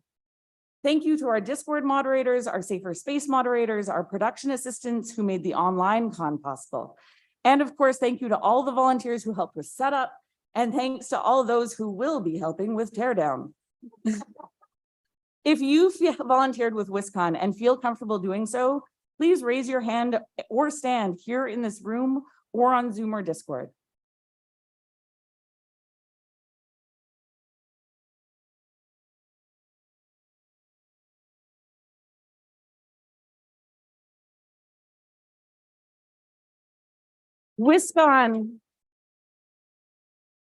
WisCon is a community endeavor, and we are so grateful to all of you who've joined us to help put on this year's amazing con. Thank you again. And if you haven't already, you can pick up this year's volunteer sticker tomorrow at the registration desk, or we'll mail the stickers to anyone who can't pick them up in person, including all our online volunteers. All right, and now we'd like to welcome Jeanette from the SF3 board to the stage.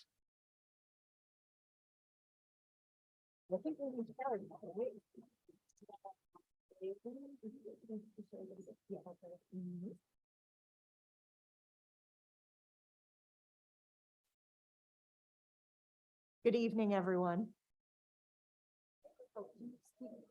Yeah, moving close. Yes, moving closer. Sorry. My name is Jeanette Jurisic. My pronouns are she, her. I am a short, getting shorter, white woman with medium length wavy brown hair. I am wearing a green velvet baby doll dress that has brooms and cauldrons embroidered in gold along the hem.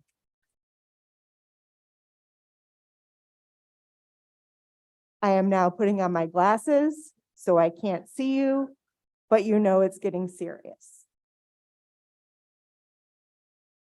I am the current president of the, wait for it, Society for the Furtherance and Study of Fantasy and Science Fiction.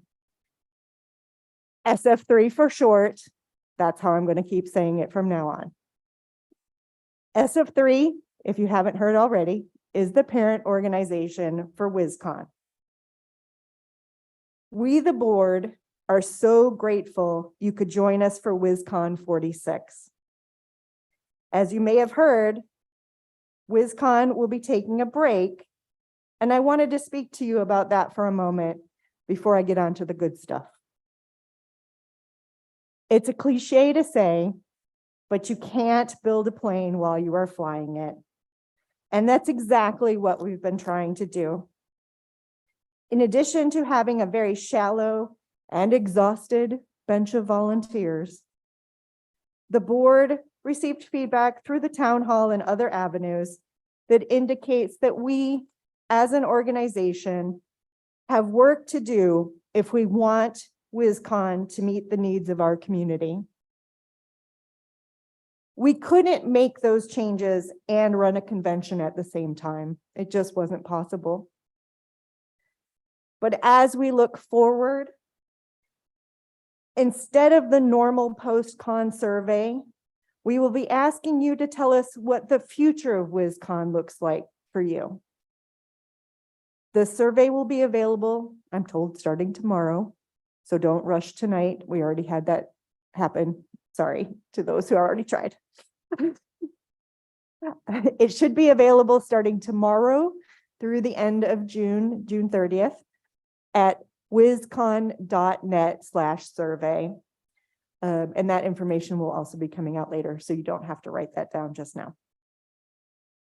The questions are open-ended, so you can tell us as much or as little as you like, as you wish. Your responses, combined with the feedback we have already collected, will be the foundation for reimagining WizCon. Okay, with the hard stuff out of the way, let's get to the good stuff. At this time, I would like to recognize those who have made this year possible. First, again, to all the volunteers.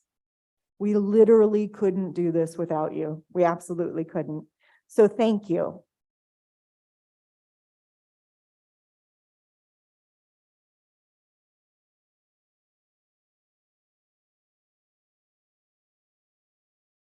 And it is a tradition to thank the co-chairs.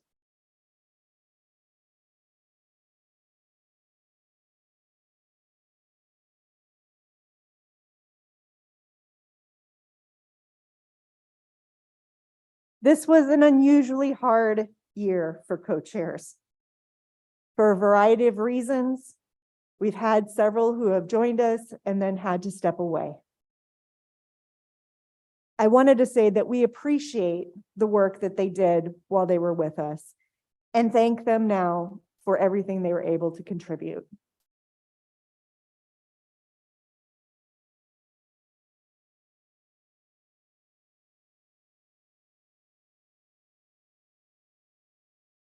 for those still with us.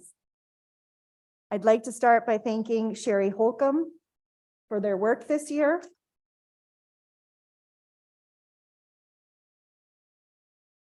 Sherry was a constant in a year of flux, and we appreciate you sticking it out with us.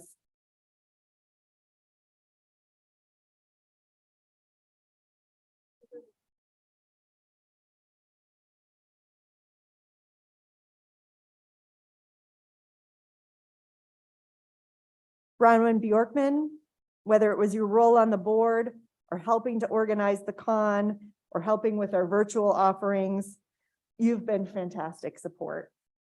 Thank you for stepping forward to co-chair when we needed you.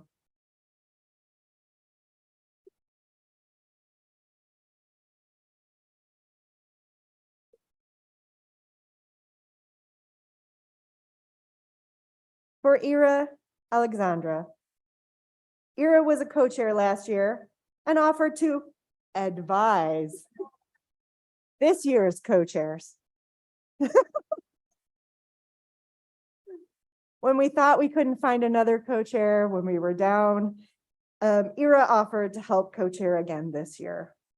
We can't thank you enough for your dedication to this organization.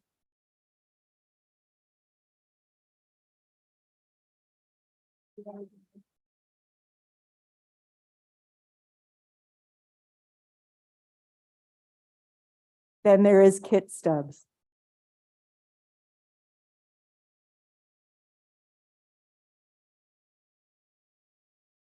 Kit was a co-chair last year too, and thought they would just have an advising role this year.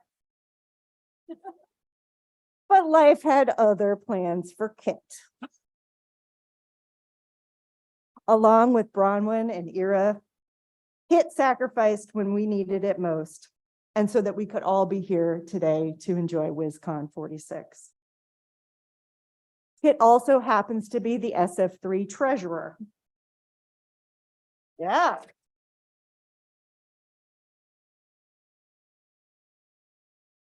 And has worked financial magic, all legal, I promise, I swear, to help us, in case this is being recorded, it was legal, to help us move toward a sustainable financial future. We aren't sure where Kit, and there's lots of theories, where Kit finds the personal reserves to do it, like all of it, everything. But the board is extremely grateful to have Kit with us and for everything that Kit contributes.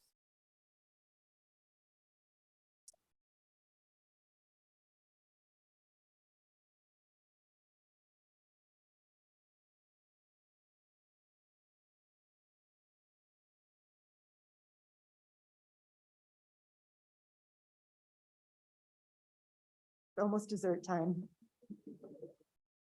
One final note, please give one more round of warm applause and thanks to our WizCon 46 co-chairs.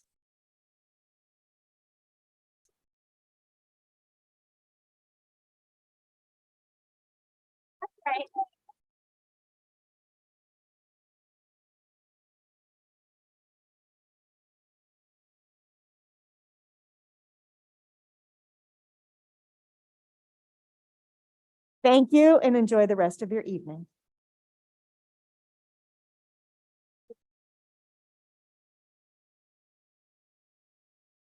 Okay, not quite time for dessert, actually. Thank you. So usually at this point in the evening, we would be announcing new guests of honor and new co-chairs. But this year is different because in 2024, WizCon is taking that much needed break. As I mentioned during the opening ceremonies on Friday, last year was a struggle for WizCon financially. This year, thanks to you all, we're in a much better position financially, but we've really struggled with recruiting and retaining organizing volunteers.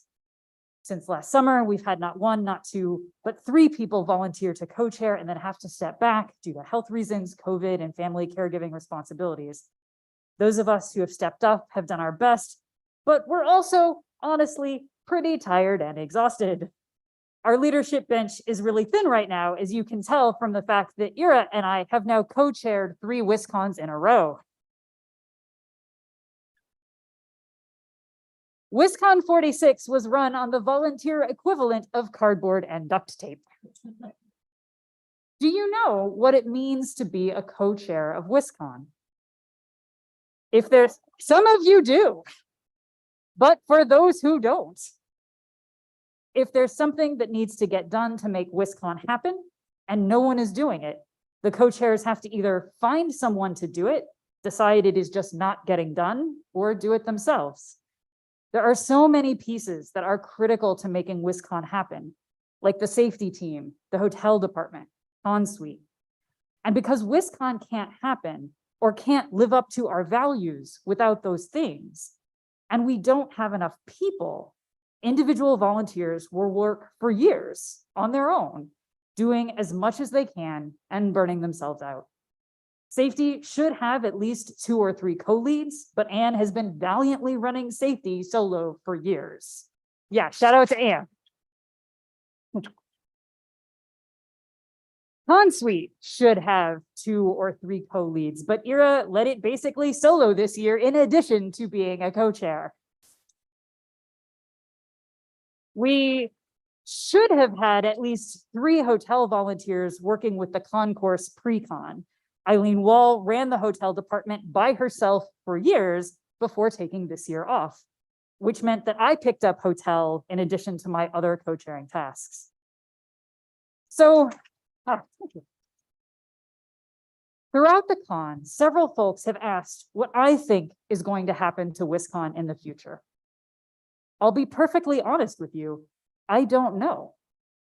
But it is not actually mysterious what needs to happen for WisCon to come back. What we need this time isn't so much money, although we're grateful for your donations. What we need is a bigger pool of committed volunteers. We do need new ideas. We do need folks to show up at meetings and share their perspectives on how we build a sustainable con. But what we really need is more people with the time and the energy to actually do the work. The stuff that happens in between meetings, the emails, planning, the documentation, the spreadsheets, the survey analysis, the research. We already know a lot of things that WisCon needs to do or wants to do. The problem is we don't have enough people to do them. Many of us are so tired, exhausted, suffering from disabilities, stress, that it is really difficult to find the time, energy, and focus to volunteer. And then I'll be honest, the other problem is that sometimes folks do step up to volunteer with WisCon and we let them slip through the cracks. Those of us already organizing have so much on our plates that sometimes we don't get back to people. Or a new volunteer does get onboarded, but there's no existing volunteer to reach out to them and really help them get going. If this has happened to you, particularly since 2019, when I started as a co-chair, I sincerely apologize. This year, I've tried to grab on to as many of you as I could and give you a nudge in the right direction, but I know we didn't get you all, and I'm sorry. When I think about the future of WisCon, what I can say is it's up to you. It's up to current volunteers to step up and help lead. It's up to new volunteers to join. And I can tell you that you don't need a lot of experience to make a big difference. My first WisCon was in 2017. In 2018, I volunteered to run a bake sale to benefit Otherwise. And I ran it again in 2019. And then the bake sale was I'm sorry we can't do it these days, but it was nice as a volunteer project. It was fairly small and self-contained. And then in the summer of 2019, I became a co-chair. And I've co-chaired WisCon Line in 2020, WisCon 45 last year, and now WisCon 46 this year. I've actually co-chaired as many WisCons as I've attended while not co-chairing. And Ira has now co-chaired more WisCons than they attended before becoming a co-chair. We can really use everyone with the time and commitment who's ready to get things done. So if you want to get involved, there are 3 things I can offer to you right now. If you're around tomorrow, join us at 1 p.m. in Capital B for our postmortem, where we'll talk about what happened at this con and what comes next.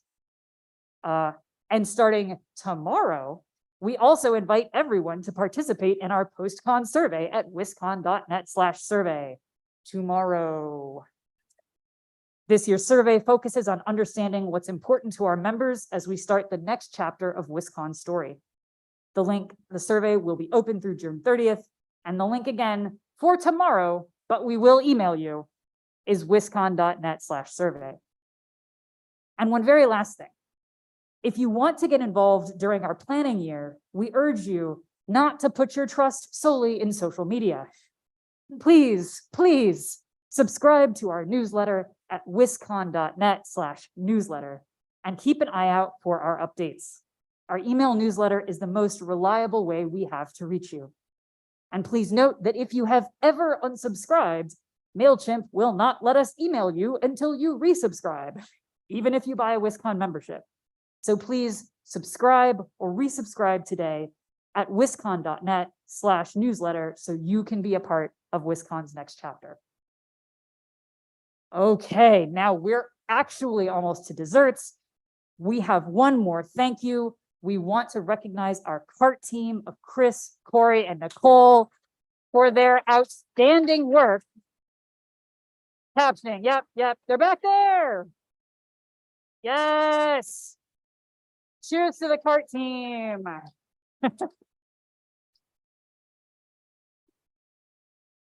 Okay, so it's now finally time for the dessert portion of our program. Here's what we're going to do. So I'm going to explain what we're going to do, but don't start doing it yet. If you don't have a dessert ticket and you do not care, you do not want a dessert, you will leave first. If you don't have a dessert ticket and you are willing to wait until everyone else with tickets has chosen desserts, you can stay until the end. If you have a dessert ticket, stay put, and we will call in groups of about 15 tickets by ticket number. We ask you to please eat your dessert outside, or if you have a room here, up in your room. If you don't have a room at the concourse, you're welcome to eat in rooms 629 or 638.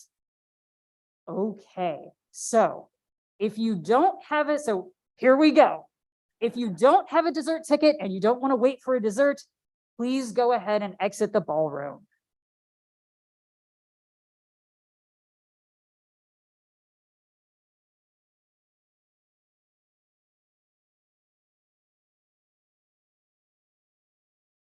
Okay.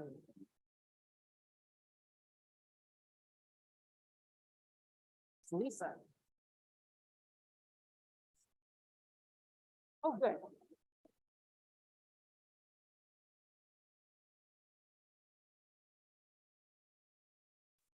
All right. So are you ready to start calling ticket numbers, or do you want me to do that? I just don't know what it's. Oh, I don't care. Yeah, I can do it. Yeah, that's what I would. Okay, we're gonna get ready to start calling ticket numbers. So you will take your ticket, go to the back, and exchange it for 2 desserts. Cool. This means I have to be bad. Oh, no. Yeah, I'm not prepared. I'm good. Oh, Okay, we're gonna do this in groups of 10, except for the first group, which will be in groups of 20 because it was more scattered. F00 to F20, proceed out the doors. Be ready to give your ticket to the hotel staff near the dessert table. That will entitle you to 2 desserts each. So F00 to F20, and that includes all y'all.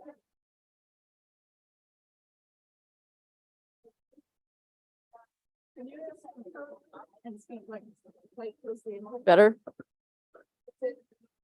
Oh, I certainly can. There you go.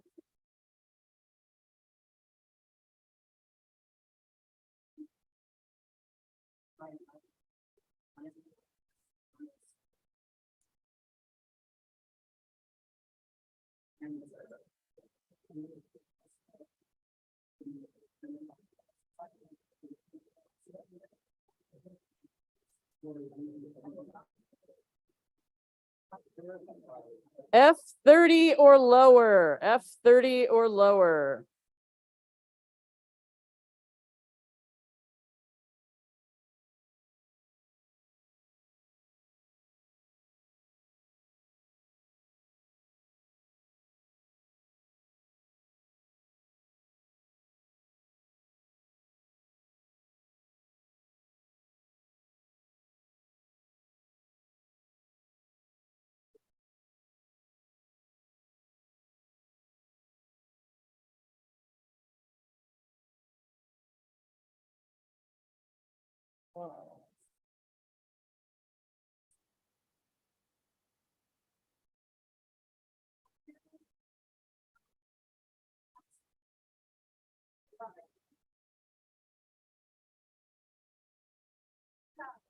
Are we good?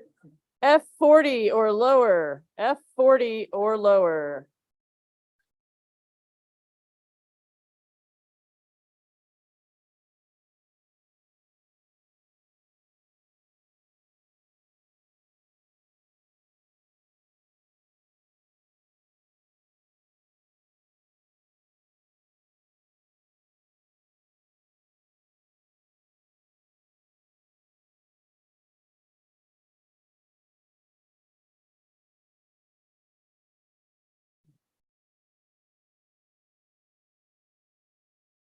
F50 or lower, F50 or lower.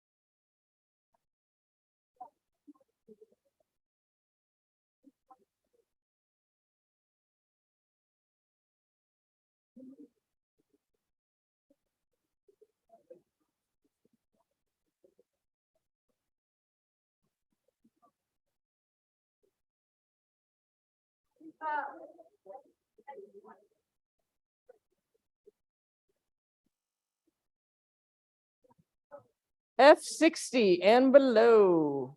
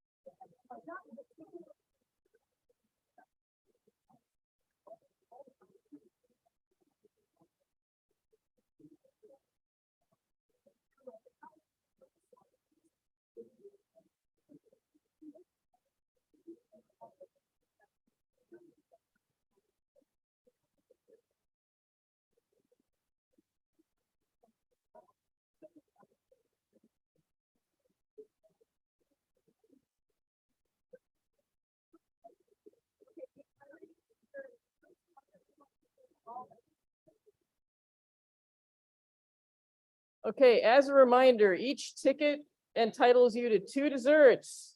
Okay, and if you want more than that, and you decide you want to wait until after, aside from your 2 desserts, you want to take them and then wait until afterwards to see if there are more, you are welcome, but please do not wait out there because it will become a clogged up mess. So once you have your 2 desserts, please move away. And if you wish to come back and get more later, feel free. Just don't wait out there. Where were we? Are we at F70? Okay, F70 below.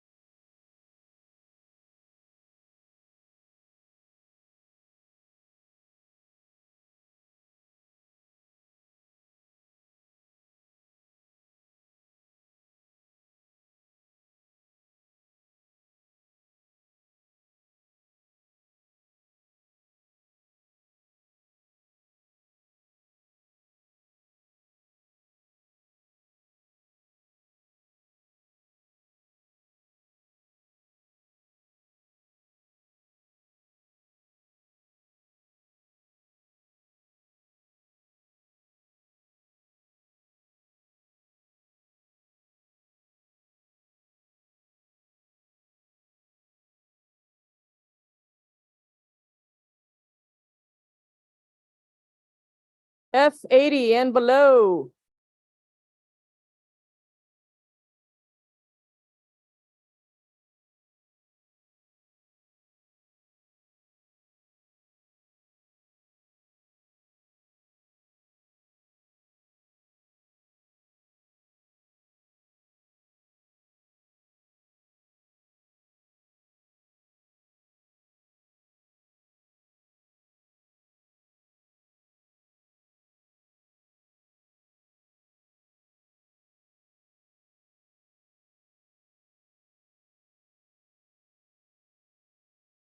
F90 and below, F90.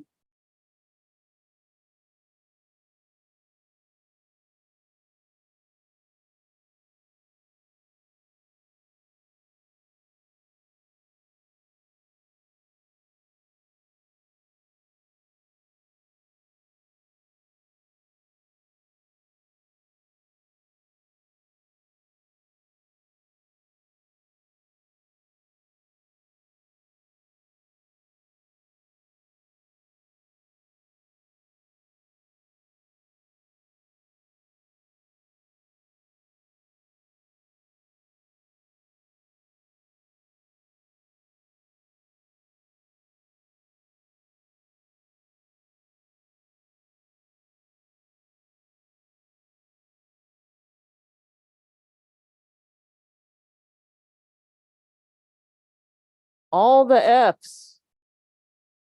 Anybody with an F?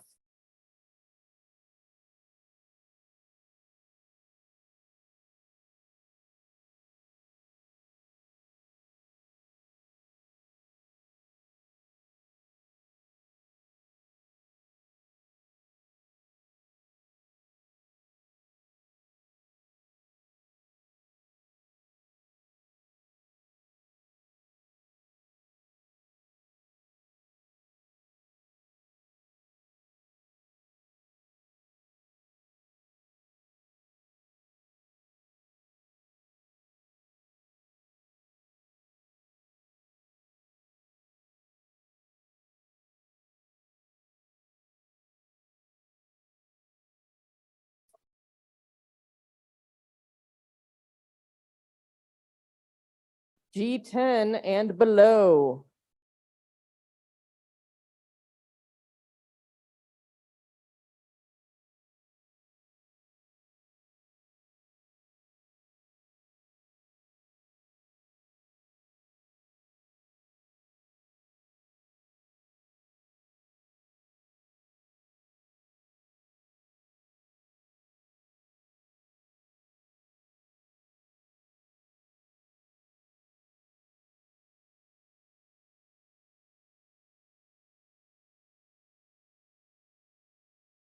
G20 and below.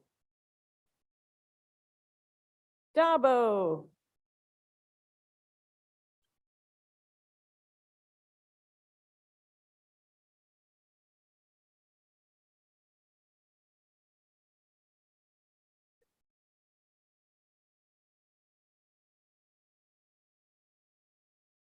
G30 and below.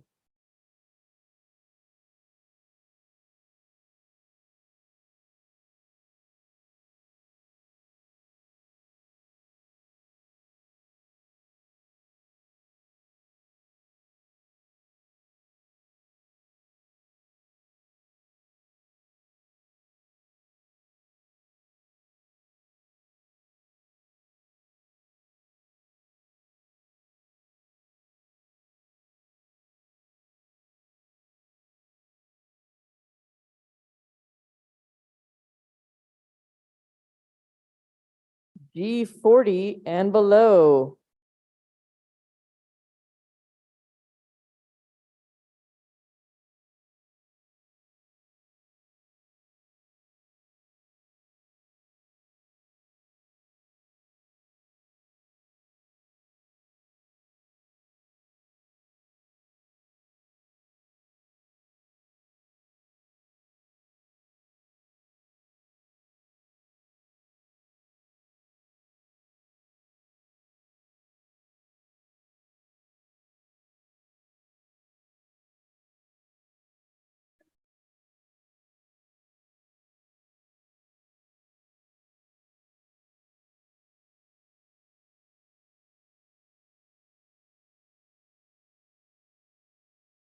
G50 and below.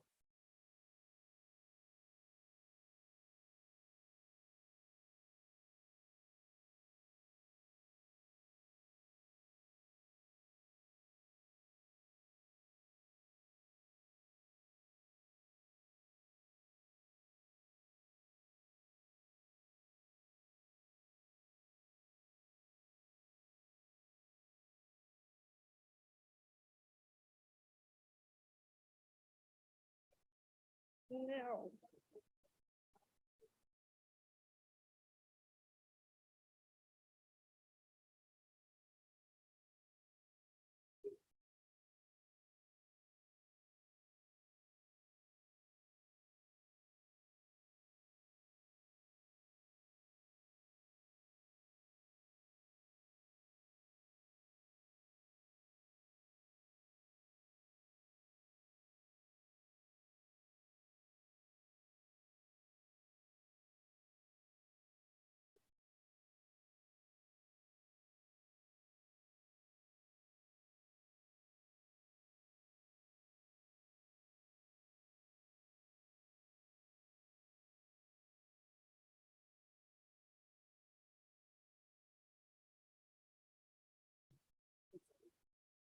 Oh yeah, I'll take it. I'll take it. I can do tricks.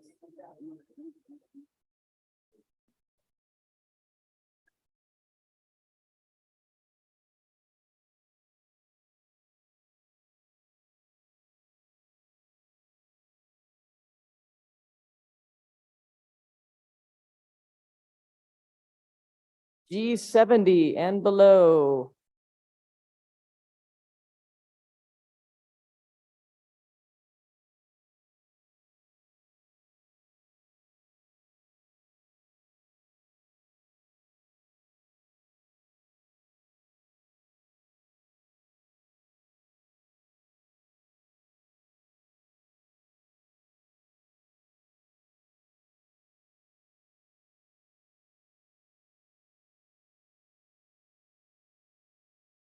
G80 and below.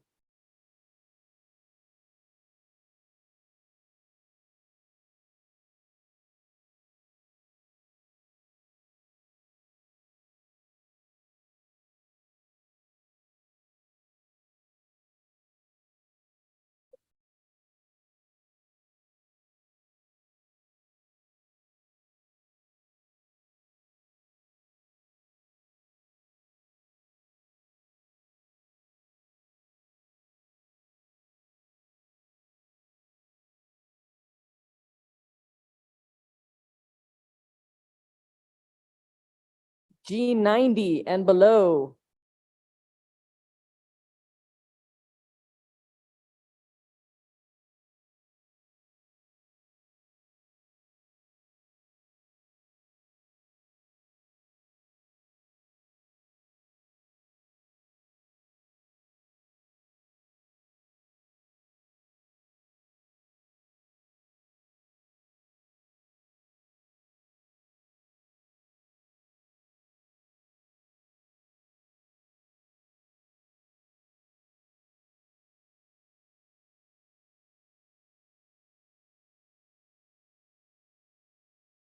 All the G's, all the G's.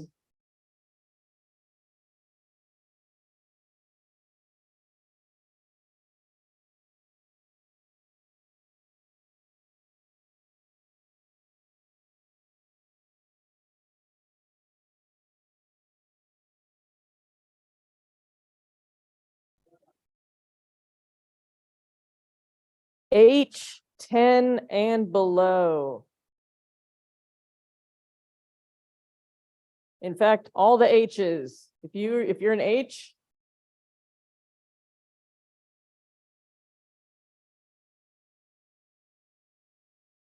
please proceed in an orderly manner.